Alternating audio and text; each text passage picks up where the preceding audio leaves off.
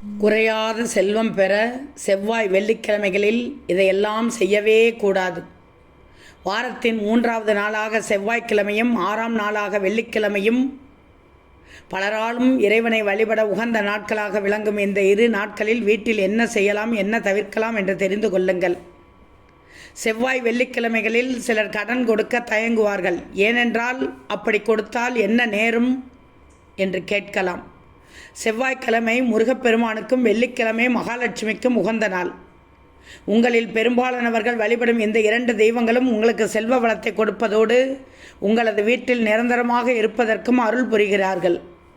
செவ்வாய் வெள்ளியில் செய்ய வேண்டியவை: அதிகாலை பிரம்ம முகூர்த்த நேரத்தில் கண் விழித்து படுக்கையை விட்டு எழுந்திருக்க வேண்டியது அவசியம். செவ்வாய் வெள்ளிக்கிழமைகளில் 5 முகம் கொண்ட குத்து விளக்கு ஏற்றி திருமகளை வழிபட வேண்டும்.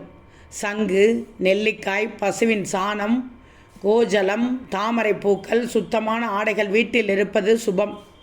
வீட்டில் செல்வம் நிலைத்து நிற்க வீடுகளில் வெள்ளை புறாக்களை வளர்க்கலாம். முக்கியமாக செவ்வாய் வெள்ளிக்கிழமைகளில் செய்யக்கூடாதவை எதை என்பதை தெரிந்து கொள்ளுங்கள். குத்து விளக்கை தானாக அணைய விடக்கூடாது. அதை ஊதியும் அணைக்கக்கூடாது. புஷ்பத்தினால் மட்டுமே அணைக்க வேண்டும். அதுவும் முக்கியமாக மஞ்சள் நிற புஷ்பமாக இருந்தால் மிகவும் சிறப்பு. அப்படி இல்லாவிடில் ஏதாவது ஒரு புஷ்பத்தினால் மட்டும் அணைக்க வேண்டும். இரவில் வீட்டை பெருக்கினால் குப்பையை வெளியே கொட்டக்கூடாது. வாசற்படியிலோ அம்மியிலோ ஆட்டுக்கல்லிலோ உரலிலோ உட்காரக்கூடாது. விளக்கு ஏற்றிய பிறகு பால், தயிர், உப்பு, ஊசி இவற்றை யாருக்கும் கொடுக்கக்கூடாது.